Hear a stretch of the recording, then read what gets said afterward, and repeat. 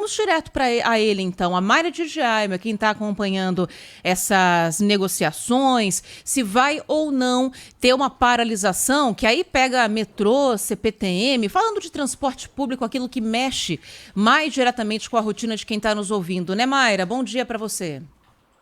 Bom dia, Ana, Felipe, bom dia a todos os ouvintes. Pois é, então a paralisação amanhã, né, a previsão são trabalhadores do metrô, CPTM e Sabesp. O alvo dessa greve são as privatizações anunciadas pela atual gestão do governo paulista. O governador Tarcísio de Freitas falou sobre isso no fim de semana. Ele disse que essa greve não tem pauta, que é política e que não faz sentido nesse momento porque as privatizações ainda estão em fase de estudo. A gente tem um trechinho dessa fala dele. Uma greve sem pauta, uma greve política. Eu vou entrar em greve porque eles estão estudando uma possível concessão. Gente, o processo de concessão a gente estuda. Eu falei na campanha que ia estudar concessões. Não estou fazendo nada diferente do que eu disse que ia fazer. Sempre vão ser processos participativos. A gente tem um momento correto de fazer essa participação, com os estudos na mão. Os estudos sequer começaram. Agora, privar a população do transporte público, porque eu não concordo com o estudo, não concordo com essa linha, não faz o menor sentido. Só complementando em relação à Sabesp, no mês passado o governador Tarcísio de Freitas conversou com prefeitos das 375 cidades que têm contrato com a companhia e também aconteceram encontros com todos os superintendentes da empresa. Para os próximos dias também estão previstas conversas com os deputados da base. A ideia é enviar o projeto de privatização da Sabesp para a Assembleia Legislativa de São Paulo ainda nesse mês. E os estudos que avaliam os detalhes da viabilidade da desestatização da empresa estão previstos aí para terminar em fevereiro.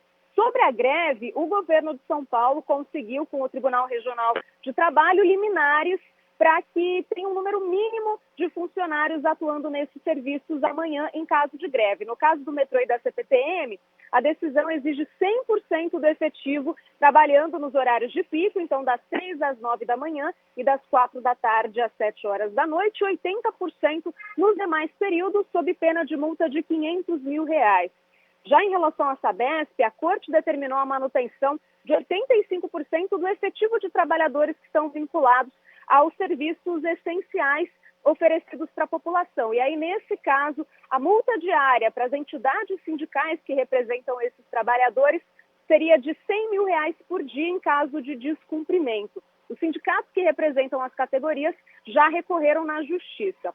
E aí, lembrando que hoje, às 6 horas da tarde, está prevista uma assembleia unificada com representantes dos trabalhadores do metrô, CPTM e Sabesp para discutir essa greve. Então, ao longo do dia, a gente deve ter e trazer aqui na programação novidades, Ana.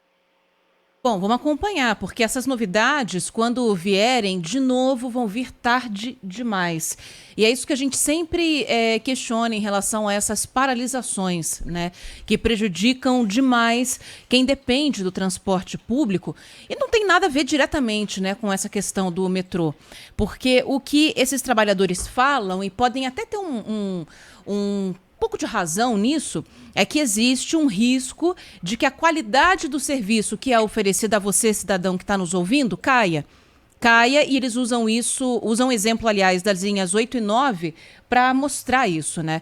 Quando as linhas 8 e 9, que eram da CPTM, foram entregues à Via Mobilidade, a própria companhia admitiu isso mais para frente, que houve uma demissão em massa e foram contratados funcionários que não tinham conhecimento de como lidar com aqueles sistemas de transporte, né? E isso, é claro, acabou elevando o número de falhas em tempo de circulação dos trens, problemas na sinalização de via, por causa da operação que ficou mais difícil para eles. Agora, o que esses funcionários estão preocupados principalmente não é com isso, é com o valor, é com o salário deles, é com o emprego deles. E aí colocam a população em risco, porque se eles pararem, muita gente vai perder o dia de trabalho. Quantos de nós a gente sabe que trabalham hoje como MEI, não tem carteira assinada, perdeu o dia de trabalho? Perdeu o dia de trabalho, nem abona, já era. Então muita gente acaba gastando muito mais para chegar ao trabalho. Então eles estão olhando para a situação deles. Não é única e exclusivamente para a situação da cidade. Ah, mas isso é injusto? Não. Se não houvesse um prejuízo à população, não seria injusto. O problema é que haverá.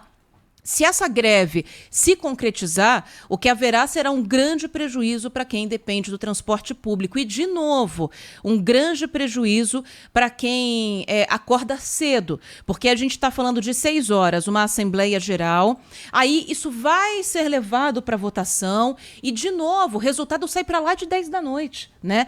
E a gente, claro, noticia aqui, as outras rádios, TVs, todo mundo sobe nos perfis em rede social, só que a pessoa que acorda 4 da manhã para pegar o primeiro trem já está dormindo essa hora. Quem vive de consumir notícia somos nós, jornalistas. O cidadão comum, não, né? E aí, como é que faz para você se programar numa situação dessas? É bastante complicado, acho que é bastante injusto com a população que trabalha tanto quanto os funcionários do metrô e nem sempre recebendo os mesmos benefícios. Então, o direito à greve é justo, está previsto em lei, mas tem que ser visto uma maneira de que qualquer tipo de manifestação aconteça sem prejudicar quem usa o transporte público. Não é justo que isso estoure de novo no colo da população. Até porque não há nenhum indício de que o governo vá arredar pé dessa questão das privatizações, né? Então pode ser que eles façam essa paralisação e na prática não aconteça absolutamente nada.